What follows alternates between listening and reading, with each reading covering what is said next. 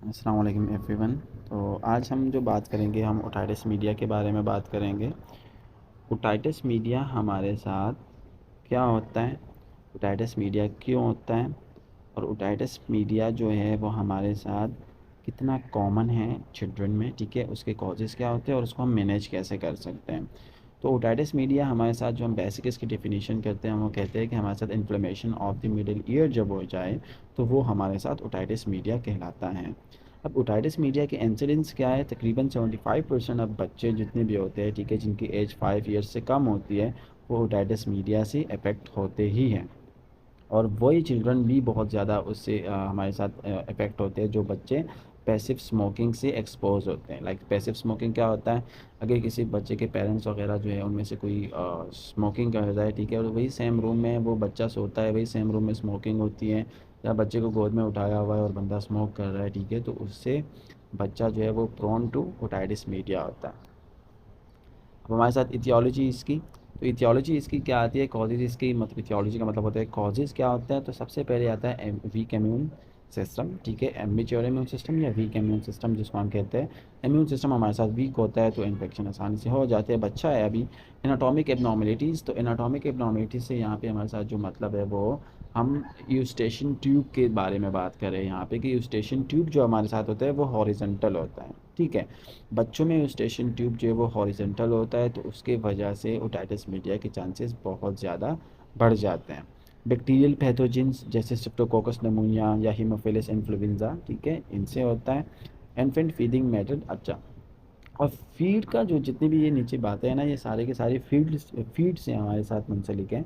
तो फीड का यहाँ पे बहुत ही ज़्यादा इंपॉर्टेंट फंक्शन है, ठीक है, या बहुत ही ज़्यादा इंपॉर्टेंट यहाँ पे फीडिंग की जो आपके साथ पोस्चर होती है, फीडिंग का जो तरीका होता है आपका, बच्चा ब्रेस्ट फीड ले रहा है, फार्मूला फीड ले रहा है, ठीक है, बच्चे को किस पोजीशन में आप लेटा के फीड दे रहे हैं, तो ये सारी चीज़ें बहुत ही ज़्यादा इफ़ेक्ट करते हैं आपकी अ, बच्चे की ओटाइटिस मीडिया आया उसको होगा या नहीं होगा, ठीक है, बहुत ज़्यादा मैटर करते हैं। अगर फ़र्ज़ करें बच्चे को आपने स्ट्रेट लेटाया हुआ है, उसको आप फार्मूला फीडिंग कर रहे हैं, तो वो जो हमारे साथ जो मिल्क होता है, ठीक है, जो भी फार्मूला फीडिंग के मिल्क होता है, वो जाके यूस्टेशन ट्यूब की इरिटेशन करवा सकता है और वहाँ पे इन्फेक्शन कॉज हो सकती है।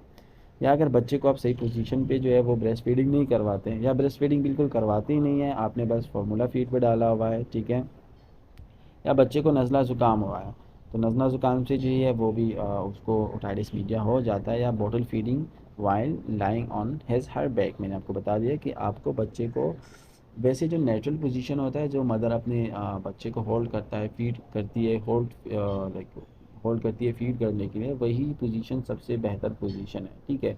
लेकिन फिर भी हम बच्चे को अगर थोड़ा उठाए, ठीक है, सेमी फाउलर पोजीशन में अगर हम उनको फीड करें तो वो भी सही है। पर जो हमारे साथ आता है, अगर उसको बिल्कुल स्ट्रेट आपने लेटा दिया, ठीक है, और उनको आप फीड कर रहे हो, तो डेट में कास ओटाइटिस मीडिया।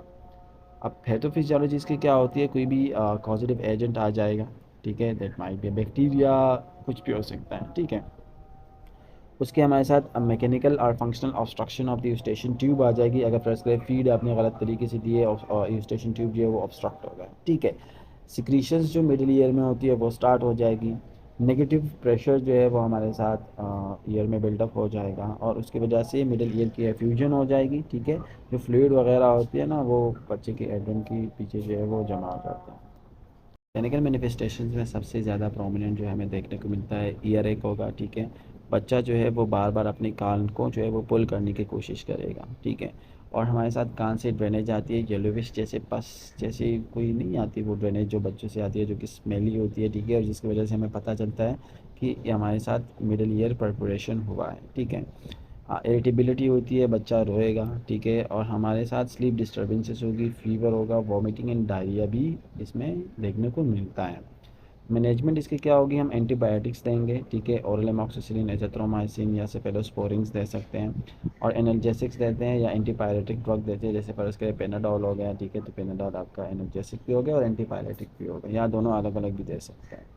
सर्जरी में हम टेम्पेनोप्लास्टी करते हैं या हाँ, टेम्पेनोप्लास्टी करते हैं, ठीक है, इसमें हमारे साथ एक ट्यूब को जो है वो अंदर कर दिया जाता है ड्रेनेज के लिए, और वो प्रेशर जो है वो अंदर बाहर जो है वो सही हो जाता है। इसको मायरेंजेक्टोमी भी कहते हैं, ठीक है।